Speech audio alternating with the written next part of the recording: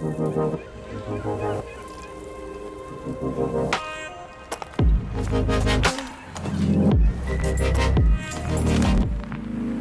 feel pumped and I feel thrilled to be here, ladies and gentlemen. And it's true, I work as a programmer of Love Tomorrow. I'm in the Love Tomorrow team, but I also have a day job.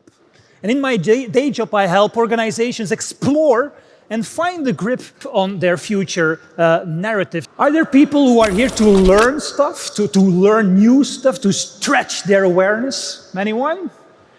And maybe, are there people who are here to find new soulmates, to find troublemakers for maybe new impact endeavors? Anyone? Yeah. And for me, the reason why we are here is because our future narrative seems to be broken. Our future narrative seems to be broken. We live in times with unknown technology, science. We live in times with unprecedented welfare for many of us. But if you listen to people at their coffee tables or when you switch on the news, it feels sometimes like we're all actors in a bad movie full of fear, uncertainty, and doubt. Of course, now you want to hear how we can fix this story, right? It is important for us that we fix this story because we are a narrative species. Yeah? The ability to share stories is what diversifies us from other animals. Stories are like the post-it notes to stick ideas into people's brain. That's the power of it. We can consider it as a most important superpower we have. As a storyteller, you are like a DJ on the control tables, and you are in control of dose. And dose stands for dopamine, oxytocin, serotonin, and endorphins. And these are the neurotransmitters, the little chemicals in our brain that define that our inner fire gets ignited. It defines the way we embrace new ideas and new stories. They push us to create movements and they motivate us to go on. And that's why we can consider storytelling as probably the perfect playbook when you think of creating a sustainable and a future-proof society. And we're gonna need a new narrative. We need this new story because the challenges are harsh. Yeah? One of the big challenges, we have to erase or reduce 38 gigatons of carbon dioxide out of the atmosphere every year, that we dump into the atmosphere every year. Our story on the future, our narrative is strangled in feelings of fear, uncertainty, and doubt. And sadly, when you look at the news, when you switch on the news, when you look at world politics, it can be a source of cynicism.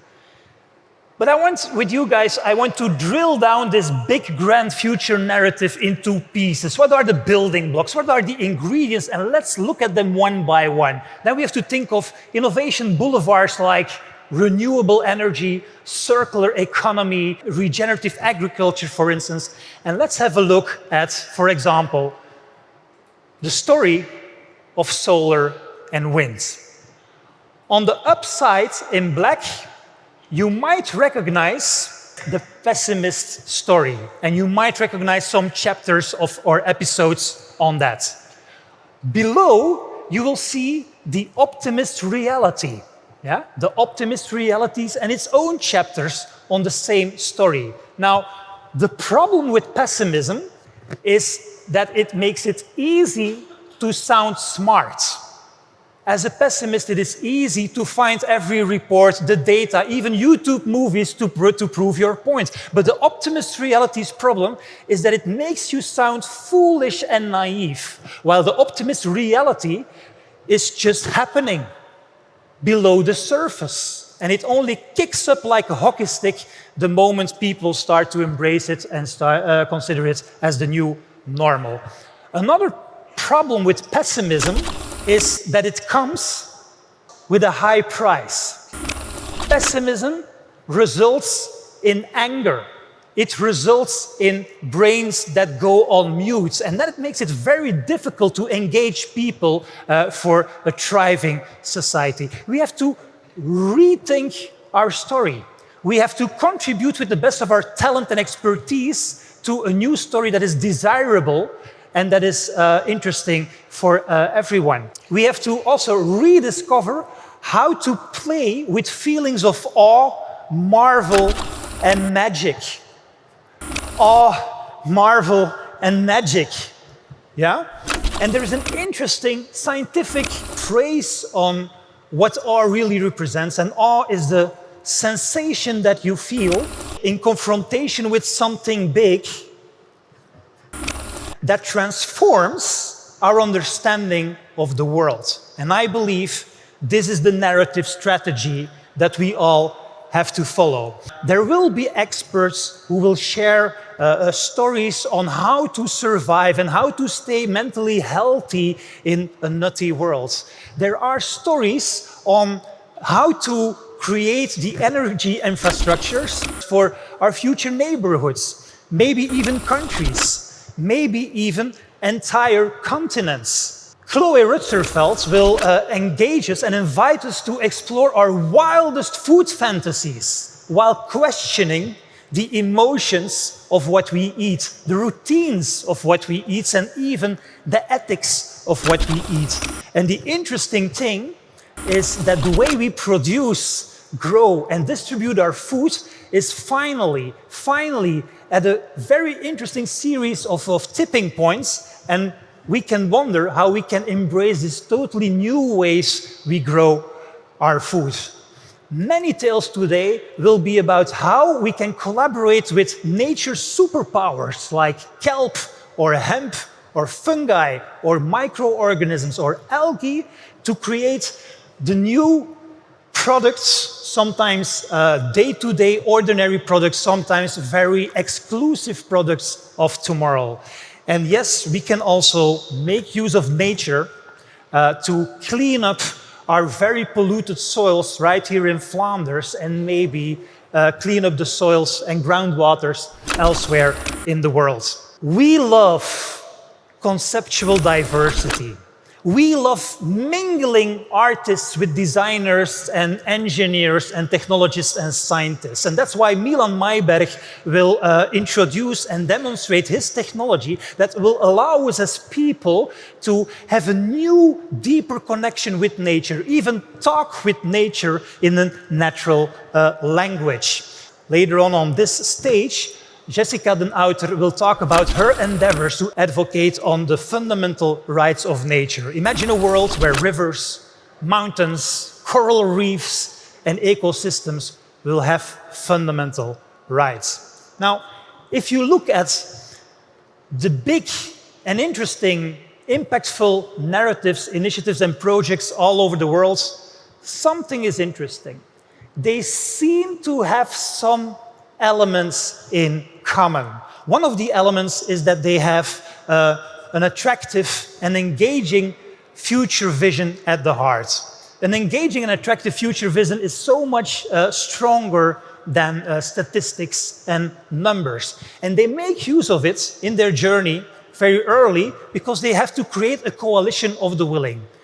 They understand and are aware that they cannot create a new world or change the world on their own. They need to team up with a big alliance of other organizations over the edges of industries to create their own force of change.